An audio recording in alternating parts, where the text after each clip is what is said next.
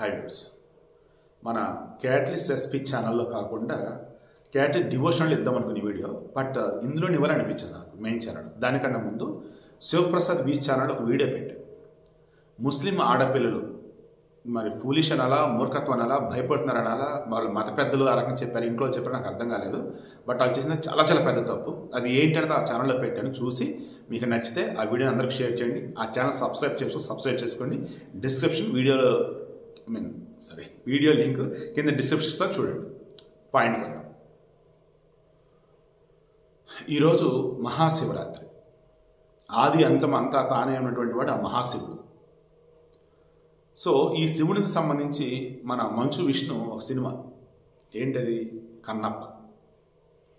కన్నప్ప అసలు పేరేంటి? తిన్నడు. ఈ తిన్నడు ఒక బోయేవాడు, నిషాదుడు.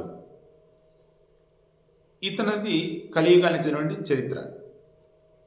బట్ ఇదే తిన్నడు ద్వాపర యుగంలో అర్జునుడు మన శివునికి సంబంధించి ఆయన దగ్గర పాశుపతాస్త్రం పొందాలని చెప్పేసి దెన్ ఆ అస్త్రం కోసం తపస్సు చేస్తున్నాడు. సో ఆ తపస్సుగా మెచ్చాడు శివుడు. కానీ మరలా టెస్ట్ పెడతామని చెప్పేసి అనుకున్నాడు. అప్పుడు ఒక అడవి పంది ఈయన తపస్సును భగ్నం చేసే విధంగా, డిస్టర్బ్ చేసే విధంగా తోలుతాడు. ఇక అర్జునుడు దానిని బాణంతో కొడతాడు. కానీ అంతకుముందు ఒక బాణం దిగేసింది.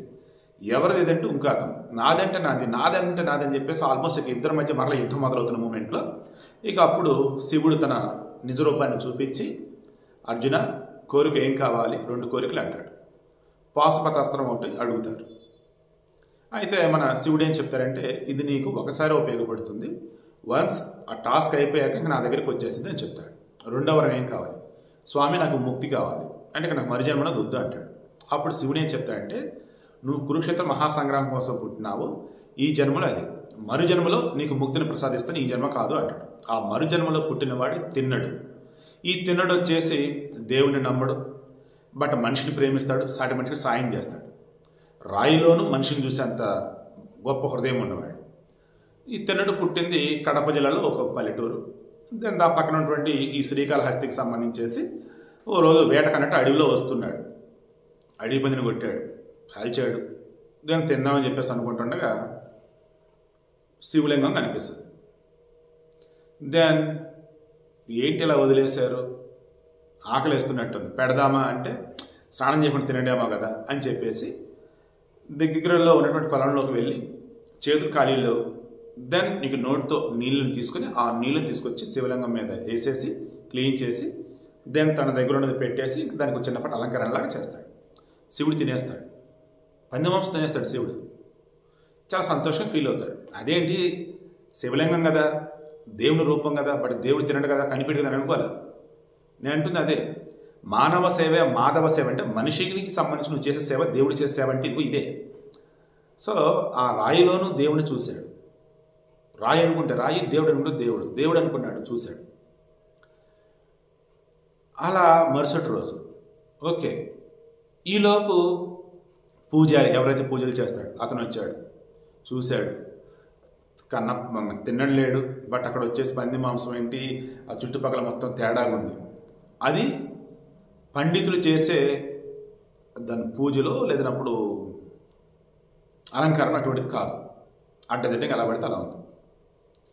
దెన్ ఇక ఆ పూజారి ఇదైపోయి, ఇంకా నాకు వద్దు, నా స్వామివారికి అపచారం చేయడం చెప్పి చచ్చిపోతానని చెప్పి తలబట్టుకోబోతుంటే శివుడు ప్రత్యక్షమే, ఒక క్షణం ఆగు నువ్వు అని చెప్పేసి ఇటు వెనక్కి వచ్చి నిలబడి అని చెప్పేసి అక్కడ కనిపించకుండా ఉండేలా చేస్తాడు.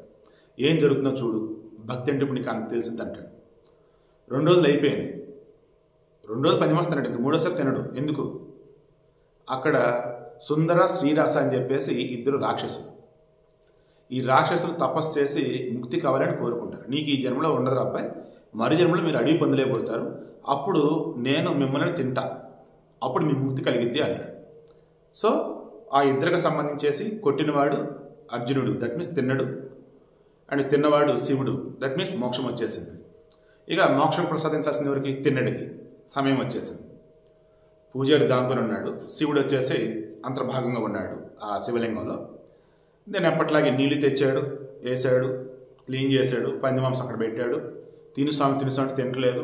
ఈలోపు ఆ శివలింగం ఉన్న 2 కన్నుల నుంచి ఒక దాని నుంచి నీరు వస్తుంది, రక్తం వస్తుంది. అది చూసి తట్టుకోలేకపోతాడు.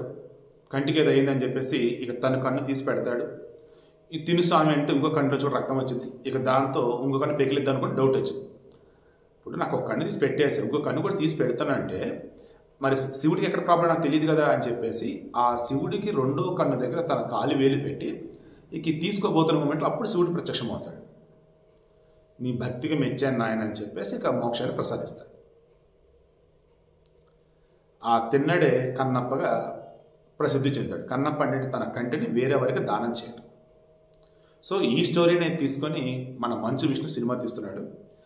అందులో ఉన్నటువంటి క్యాస్ట్ ఎవరెవరు ఏమేంటి చూస్తుంటే I'm sure super duper hit కొట్టిదే నాకైతే అనిపిస్తుంది. బట్ ఇంకా ట్రోలింగ్ చేస్తూ ఉన్నారు. నార్మల్ సినిమాలు అంటే వేరు, భక్తి సినిమా విషయంలో ట్రోలింగ్ చేయడం కరెక్ట్ కాదు, కొంచెం చూసుకోండి. ఎనీవే మీ ట్రోలింగ్ మీది, మీ కామెడీ మీది. నేనైతే మాత్రం స్టోరీ చెప్పదలుచుకున్నాను, చెప్పేశాను. I'm sure cinema block buster hit కొట్టింది అనుకుంటున్నా. ఇప్పుడు నేను చెప్పిన కథనే యాస్ట్రిక్ను తీయగలిగిన, ఇంకా అద్భుతంగా అటు ఇటు మార్పులు చెప్పి చేయగలిగిన.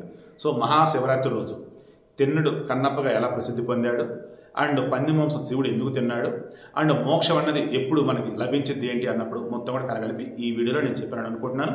వీడియో నచ్చితే అందరికీ షేర్ చేయండి, లైక్ కొట్టండి.